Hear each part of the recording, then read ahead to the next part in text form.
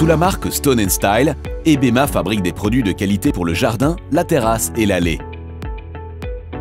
Nous accordons une grande importance à ce que la pose soit correcte. Voici comment poser les dalles Mega Smooth sur une aire de pose. Mélangez les dalles Mega Smooth de plusieurs paquets. Posez les dalles Mega Smooth, de préférence avec une pince de positionnement à vide. Vous en trouverez dans la plupart des centres de location. Les pinces mécaniques risquent de dégrader les dalles. Assurez-vous une pente d'au moins 1 cm par mètre pour évacuer l'eau de surface. Les dalles Mega Smooth sont fabriquées à la main. En cas de petites inégalités ou différences d'épaisseur, adaptez l'épaisseur de l'aire de pose. N'utilisez pas de maillet au risque de faire des dégâts. Il est préférable de ne pas ensabler les dalles Mega Smooth. N'utilisez jamais de mortier de ciment ou de produits de jointoiement souple qui font des taches et risquent de se fissurer sous l'effet du gel. Couvrez les dalles pour éviter les souillures. La couverture prolongée de la surface peut provoquer des efflorescences.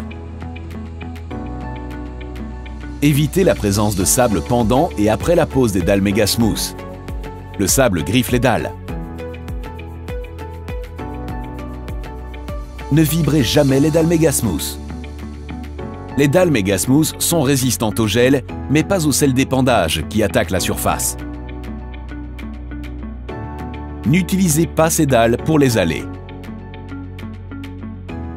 Les bordures reposent toujours sur un lit de béton maigre.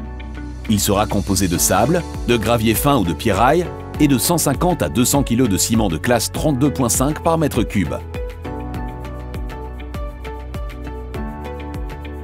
Le béton assure le contrebutage de la bordure. Les bordures seront enfoncées d'au moins 1/3 dans le sol. Ne les serrez pas trop les unes contre les autres.